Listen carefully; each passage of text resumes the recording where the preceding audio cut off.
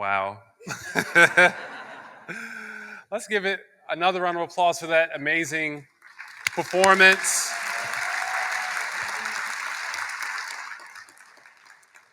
Good morning. I'm honored to speak to you today about our county executive, Aisha Braveboy. I've seen and worked with so many leaders here in Prince George's County over the years, and what I can tell you is that Aisha Braveboy sets the standard. Her intellect, her courage, her commitment to justice, and her commitment to service stands out among the rest. When I was initially trying to figure out what would I say today, I had 11 stories. And I was committed to all 11 of them, but then when IJ sent the program, I saw I had a speaking time limit. And Madam County Executive, the chair is not used to a time limit. I'm just joking. Speaking of that, I want to recognize my colleagues, our Vice Chair, Crystal Oriada, Walla Blagay, District 6, Ingrid Watson, District 4, Juanika Fisher, District 2, Eric Olson, District 3, Shayla Adams Stafford, District 5, Tom Denoga, District 1, and Sydney Harrison, District 9, and Jolene Ivy at large. So I had to condense it down to just a few stories. And I thought about the first time that I ever heard of or worked with Aisha Braveboy. And it was back probably in, I believe it was 08, 09. She was a state delegate. And she was very concerned about the literacy rates of the schools in her district. And we know our delegates' job is to go down to Annapolis to fight, bring home money. But this delegate said, you know what? I understand the consequences of our young people not reading on grade level, and I'm going to take matters into my own hands. And so I kept getting calls from LaJoya saying that Aisha Braveboy wants to set up reading clubs at all of these schools with nonprofits and businesses to ensure that our young people were reading on grade level. And that was my first memory of her.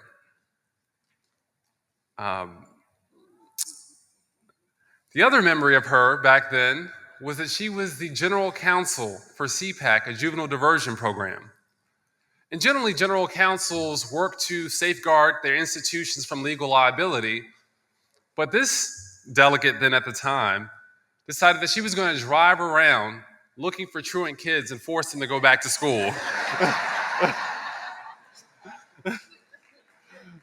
Which is very different. So when I tell the people of Prince George's County that Aisha Braveboy cares about the young people of Prince George's County, I'm serious. And I mean it. And her life's track record says so. Another story. So she left office, and Safeway announced they were shutting down a distribution site. And over 700 people, mostly Prince Georgians, were about to lose their jobs. Now, she wasn't in office. She didn't have a chief of staff, a scheduler, the weight of the government, but it was very important to her that she do something about it. So she teams up with, I see our Senator, C. Anthony Muse, who's here.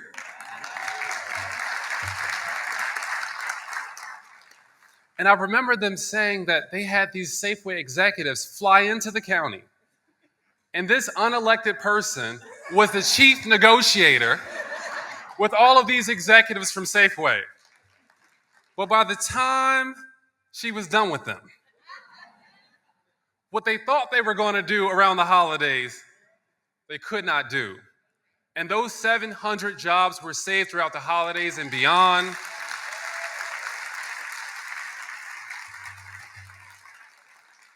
And so when I tell you she cares about the working people of Prince George's County, I mean it.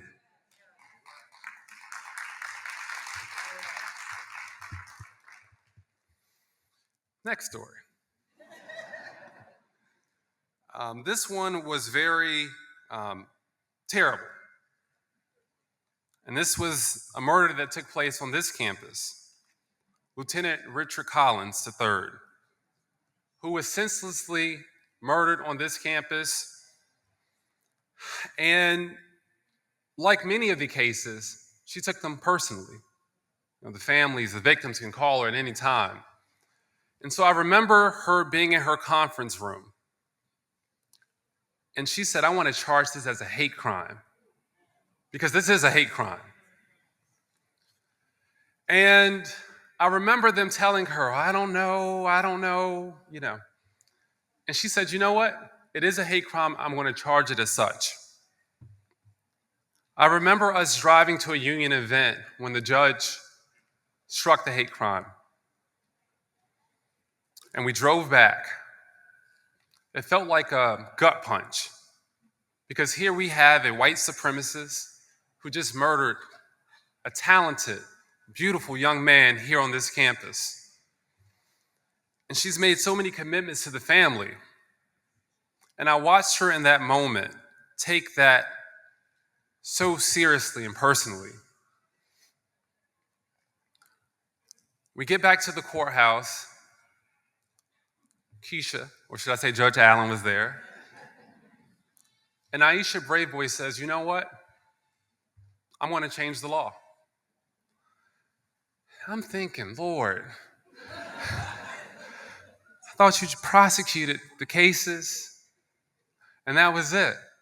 But just like when she was a delegate going above and beyond, just like when she was out of office going above and beyond, she said, you know what? I'm going to rewrite the state law.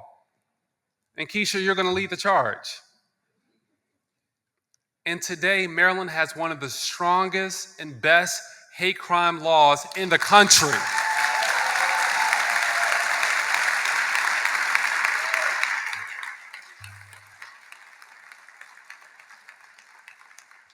Long before we knew what we would be dealing with in the Oval Office and the white supremacists on the loose, Aisha Braveboy, okay. Did I say something wrong? We are in Prince George's County. Long before we knew what was coming for us, she had already positioned the state differently out of her commitment for justice and love for the people of Prince George's County.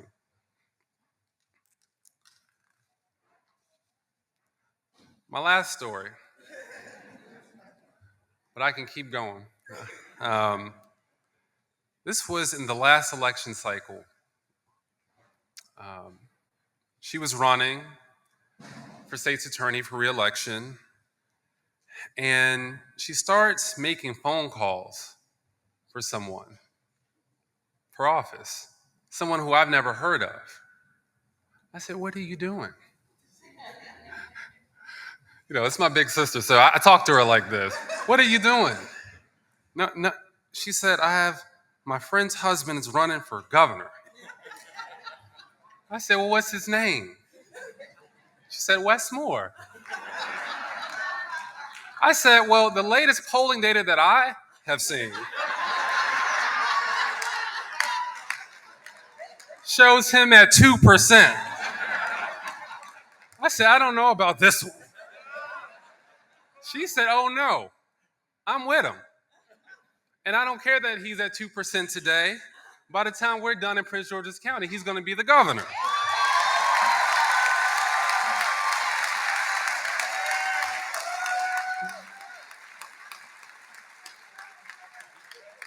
I was skeptical, but big sister's always right. We have with us today the 63rd governor of the state of Maryland, Westmore.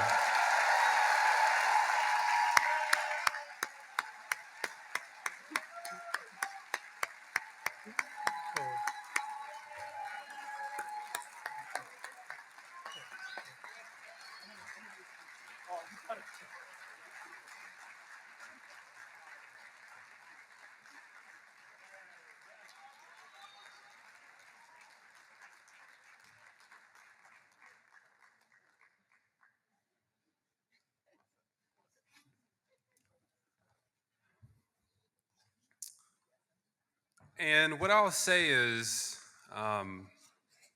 Madam County Executive.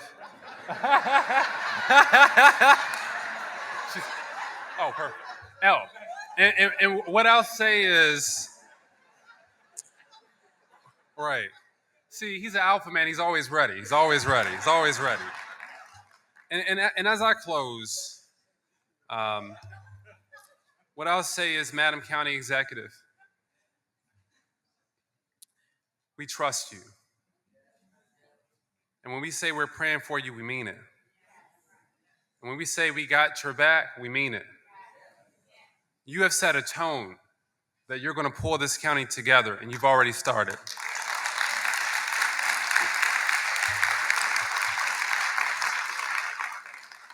So on behalf of the Prince George's County Council, on behalf of all the young people in Prince George's County, on behalf of every young person who wants to be in politics in Prince George's County, you've shown that you can rise with integrity.